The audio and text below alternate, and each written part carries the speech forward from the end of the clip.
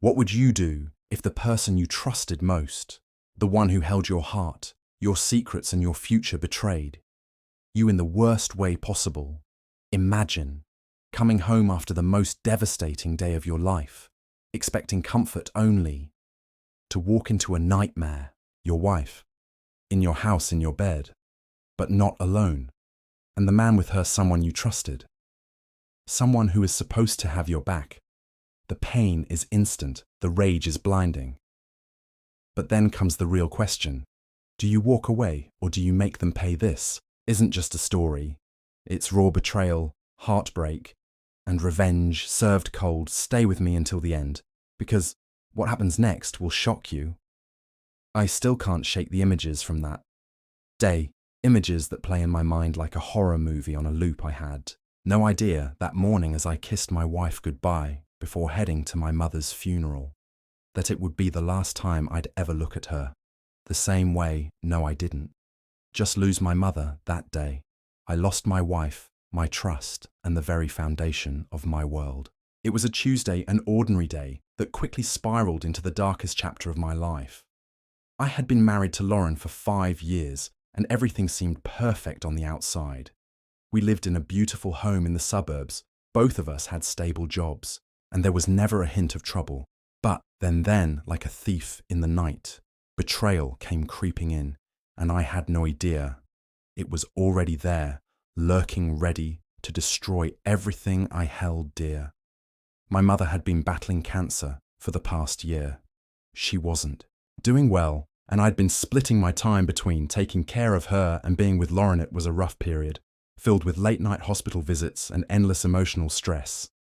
But Lauren, she always seemed supportive. She never complained, always told me how much she loved me and how proud she was of everything I was doing for my family. On that Tuesday morning, my phone rang as I was getting ready to leave. It was a call from my mother's doctor. "I'm sorry to inform you, Mr. Matthews, but your mother has passed away." He said, his voice steady, but I could hear the weight behind it. I dropped to my knees. The last person Eva wanted to lose had just slipped away, and I felt an empty I couldn't describe. But in that moment, I wasn't alone. Lauren was there holding me, telling me everything would be okay. I made arrangements immediately and decided I should go alone to the funeral home to finalize the details. Lauren, ever the supportive wife, said she would stay home to keep everything in order. I left my heart heavy with grief, but comforted, knowing my wife was holding down the fort. What I didn't know, what I couldn't have known, was that while I was laying my mother to rest, Lauren was in our home with someone else. I've heard about cheaters. We all have right stories of betrayal, of people who hurt those who love them. But when it happens to you, it's like your whole world shatters. The thing that kills me is that I never saw it coming, not even a hint, not even the smallest indication that something was off. The day felt like a blur. I barely remember the funeral. I don't remember the people who came to pay their respects. My heart was elsewhere, lost in the grief of my mother's passing. But my mind kept wandering back to one thought. Lauren. I couldn't wait to get home and hold her, to find some comfort in her arms after the pain of the day. When I got home that evening, the house was eerily quiet. I called out for Lauren, but no one answered. I assumed she was in the shower, or maybe she'd stepped out. For something, I was drained emotionally and physically, but I couldn't shake the strange feeling in the pit of my stomach. It was like something was wrong, and I couldn't pinpoint it. I decided to freshen up as I entered the bedroom. Something caught my eye, a subtle detail that would change everything. The bed was slightly out of place. It wasn't much, just a tiny misalignment of the pillows. But in that moment it stood out. It wasn't the first time I'd been home to find the bed in that state, but I couldn't remember Lauren ever leaving it like that before. I walked toward the living room, thinking maybe she had gone out. But as I reached the hallway, I heard the faintest sound of laughter. I froze, my blood running cold. The laugh was unmistakable. It was Lauren's laugh. But it wasn't just her laugh.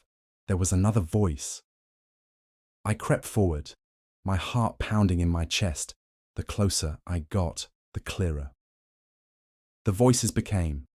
I reached the kitchen, and there in the dim light of the living room, I saw them, Lauren sitting on the couch, her back against the armrest, laughing, and beside her my lawyer, my damn lawyer, the man I trusted to handle all of my legal affairs, the man I had gone to for advice.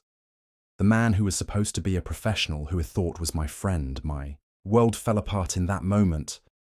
I felt like I was drowning, unable to breathe, unable to think my own wife in my own home, with the one person I never expected. I was angry, but more than that, I was heartbroken. I stood there watching them for what felt like an eternity, and they didn't even notice me. They were too busy enjoying each other's company, too busy laughing at some private joke. Lauren's hand rested on his leg, and the way he looked at her, like she was the most precious thing in the world, made me sick. I don't know how long I stood there, but eventually my anger broke through. He slammed the door open, causing both of them to jump in. Surprise, they both stood up at once, their faces filled with guilt and shock.